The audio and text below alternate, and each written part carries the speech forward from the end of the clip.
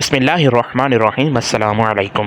اللہ تعالیٰ نے حضور اکرم صلی اللہ علیہ وآلہ وسلم کو بے شمار معجزات سے نوازا ہے، جن میں سے سب سے اعلیٰ ترین معجزہ المعراج ہے۔ بے شک انسانی عقل اللہ کے نبی کی معراج کی روایت سن کر دنگ رہ جاتی ہے۔ ناظرین، لیکن ہمارا ایمان ہے کہ اللہ پاک جو چاہے وہ کر سکتا ہے۔ ارشاد باری تعالیٰ ہے، پاک ہے وہ جو ذات جس نے اپنے خاص بندے کو سیر کروائی۔ ناظرین، دیکھا جائے تو ہماری معلومات کے لیے تو یہ ایک آیت ہی کافی ہے جس میں بتایا جا رہا ہے نبی کریم کو سیر کروانے والی وہ ذات ہے جو ہر عیب، کمزوری، نقص اور کوتاہی سے پاک ہے۔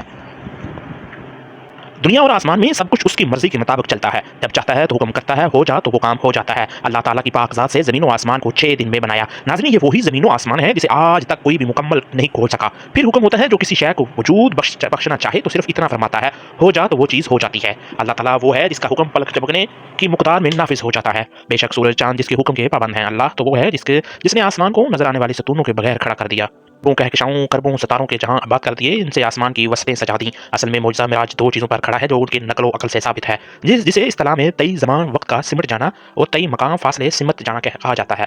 طی زمان کا مطلب یہ ہے کئی لاکھوں سالوں کا وقت چند ہی عرصے میں گزر جانا، اور طی مکان سے یہ مراد ہے کئی لاکھوں سالوں کا سفر چند ہی وقت میں ہو جانا۔ زمان و مکان کی سوستے چند وقت میں ہو جانے کے بارے میں معجزات اور کرامات قرآن و آیات سے ثابت ہوتی ہیں۔ طی زمان کی دلیل قرآن مجید کی سورہ بقرہ کی آیت نمبر 259 میں اس طرح سے ہے، جس کی تفسیر اس طرح بیان کی گئی۔ حضرت عزیر علیہ السلام اپنی سواری پر بیٹھ کر کسی جگہ جا رہے تھے۔ آپ نے اپنے کھانے پینے کی چیزیں ساتھ رکھی ہوئی تھیں۔ حضرت عزیر علیہ السلام کا گزر ایک ایسی بستی سے ہوا جو تباہ و برباد ہوئی پڑی تھی۔ جب عزیر علیہ السلام نے اس بستی کے لوگوں کو اس حالت میں دیکھا تو دل میں آیا، اے خدا، اس بستی کے لوگوں کو تو موت کے بعد کس طرح زندہ کرے گا؟ تو اللہ تعالیٰ نے حضرت عزیر علیہ السلام کو اس الفاظ کہنے پر 100 سال تک موت کی حالت میں رکھا تھا۔ پھر عزیر علیہ السلام کے جسم میں جان واپس ڈالی تو عزیر علیہ السلام کے کھانے پینے کی سب چیزیں بالکل اسی طرح تھی، جبکہ اس کی سواری گدھے کی ہڈیاں تک گل سڑ گئی تھی۔ اللہ تعالیٰ نے حضرت عزیر علیہ السلام سے دریافت کیا کہ عزیر، تم کتنی دیر تک موت کی حالت میں رہے ہو؟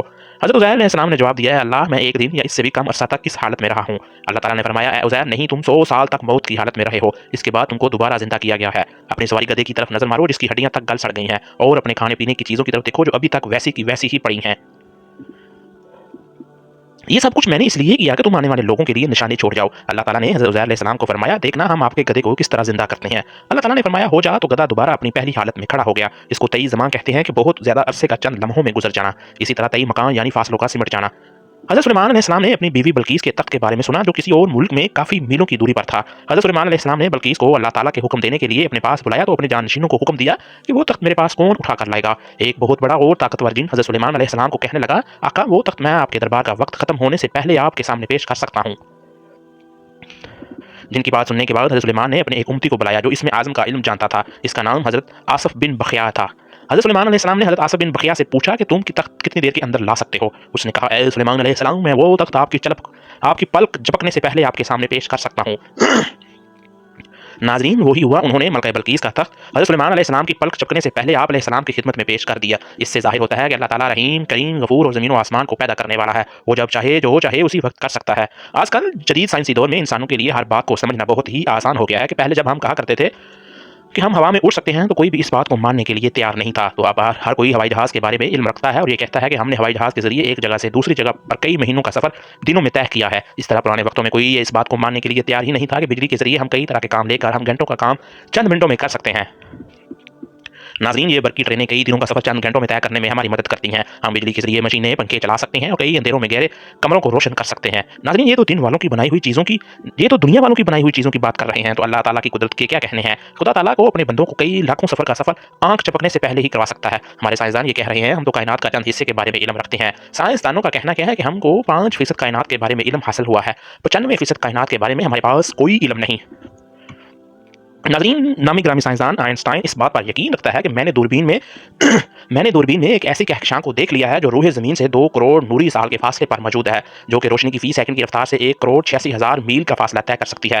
ہاں ناظرین، وہاں 2 کروڑ سال تک پہنچ پائیں گے، وہاں 2 کروڑ سال تک پہنچ پائے گی۔ کائنات کی سرحدیں اتنی وسیع ہیں کہ اللہ تعالیٰ مجھے 10 لاکھ سال تک بھی زندہ رکھے تو میں پھر بھی ساری کائنات کے بارے میں علم نہیں کر سکتا۔